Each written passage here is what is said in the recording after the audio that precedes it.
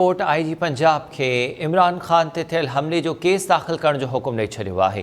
Chief justice चयो त इमरान खान क़ौमी लीडर आहे, मथस हमलो थियो आहे, 24 कलाकनि अंदरि केस दाख़िल कयो वञे, न त पाण मुरादो नोटिस वठंदासीं।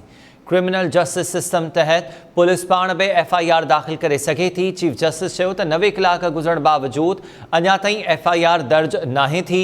चीफ जस्टिस लाहौर रजिस्ट्री मां वीडियो लिंक ते मौजूद IG पंजाब खां पुछियो त FIR अञा छो दर्ज नाहे थी। IG पंजाब चयो त असां FIR दर्ज करण लाइ पंजाब जे वॾे वज़ीर सां ॻाल्हायो। वॾे वज़ीर पंजाब FIR दाख़िल कराइण बाबति कुझु ख़दशनि जो इज़हार कयो।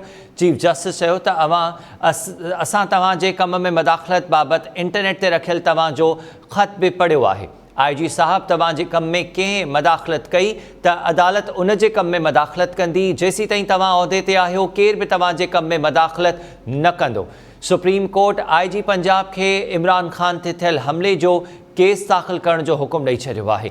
अदालत जो चवणु आहे त 24 कलाकनि अंदरि केस दाख़िल कयो वञे, न त पाण मुरादो नोटिस वठंदासीं। इन जा वधीक तफ़सील मालूम कयूं था इस्लामाबाद मां ज़ुल्फ़िकार गुरामानी खां। ज़ुल्फ़िकार, आगाह कजो, वज़ीराबाद में PTI जे लॉन्ग मार्च ते थियल हमलो अञा ताईं FIR दाख़िल न थी हुई। हाणे सुप्रीम कोर्ट इन मामले ते हुकुम ॾिनो आहे त 24 कलाकनि अंदरि केस दाख़िल कयो वञे।